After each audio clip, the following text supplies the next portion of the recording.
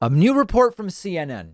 At least 5 former Trump White House staffers are talking to the House January 6th committee. This is a report from CNN's Caitlin Collins filed yesterday, and it contains some very interesting reports. At least 5 former Trump administration staffers have voluntarily spoken with the House committee investigating the January 6th attack on the Capitol. Now, voluntarily has a lot wrapped up in it. Some are interpreting voluntarily to mean these are Trump staffers who have turned, who are, it has weighed on their conscience what they know. And so they came forward and said, I want to speak. That is not what voluntarily necessarily means. Voluntarily means they weren't subpoenaed. That's all that we can say for sure voluntarily means. And so it may have been that these individuals had no real interest in speaking out about what happened, but they received a request to speak to the committee, and their lawyers said, or it was implied, or it became understood that you can decline this, but then you're going to get a subpoena.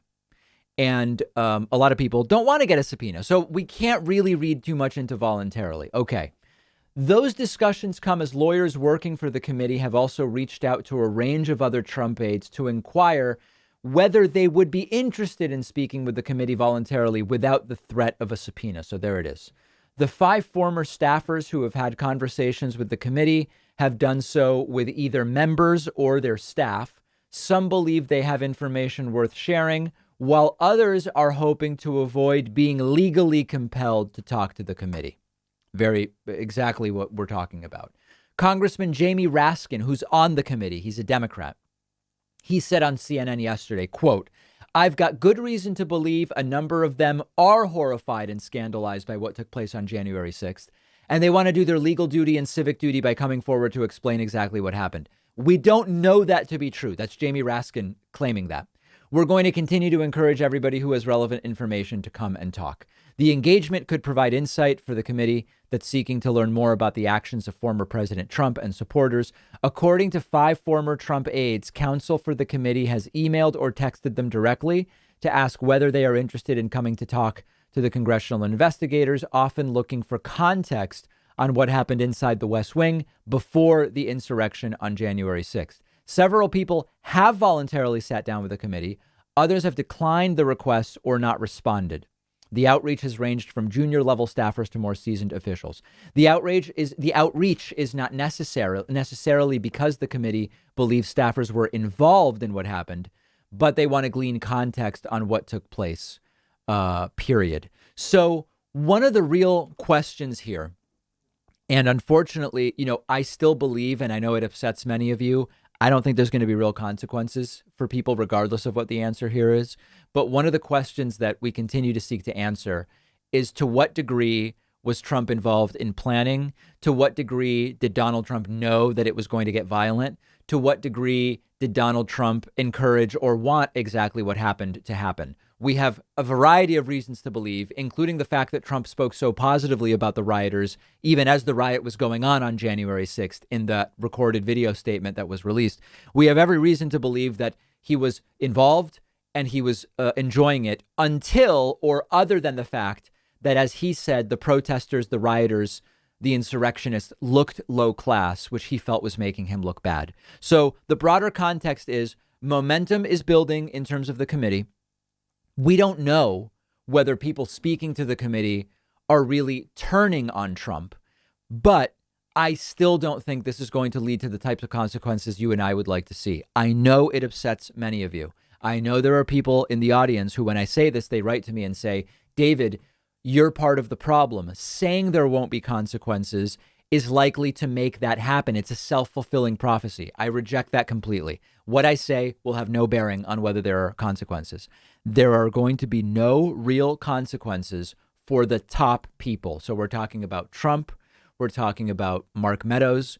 We're talking about members of Congress like Mo Brooks, Lauren Boebert, Marjorie Taylor Greene, Louis Gohmert, etc.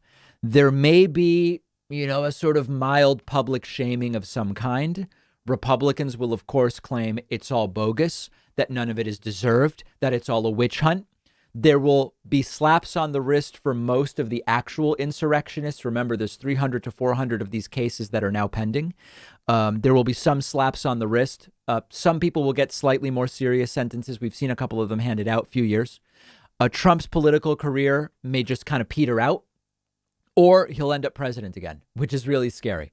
And at the end of the day, this is not going to so damage Trump that the potential to be president again will be eliminated. It may just not happen. It may deflate Trump. If this gets really bad, if what we learn is really damaging, it may deflate Trump.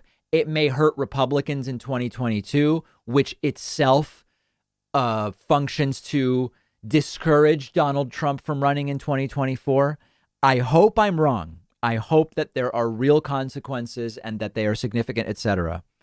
But it is certainly not seeming likely to me at this point in time. If you now, here's who I want to hear from. If you just want to say, David, stop repeating that, skip it. Don't email me. I get those emails all the time.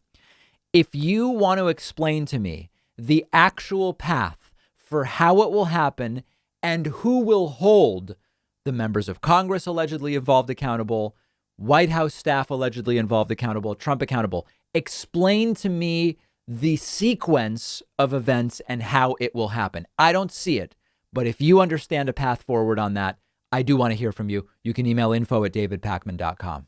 One of our sponsors is privacy.com. They're giving you $5 when you sign up for their completely free service at privacy.com/Pakman. I've been using Privacy for a little over a year now. You've heard me talk about it before. It's a lifesaver, and here's how it works. Takes just a couple of minutes to set up. Anytime you buy something online or on the phone, instead of actually using your real credit card number, the Privacy app and the browser plugin let you give each company a randomized virtual credit card number that you create out of thin air. It'll even autofill the card number with one click. And the payment is taken out of your checking account without the merchant ever knowing your real information. So this allows you to keep your banking information secure, but also to take control of your finances. You can create up to 12 of these virtual credit cards a month. You can set spending limits. You can freeze them. You can delete them anytime you want. So when you do this, it means you're not going to be charged when you don't want to be, because you can destroy the virtual card number right after using it, which, for instance, I love using free trials because I know I won't be charged when the trial is over if I use a virtual credit card number. You're keeping your identity private by not telling companies who you are.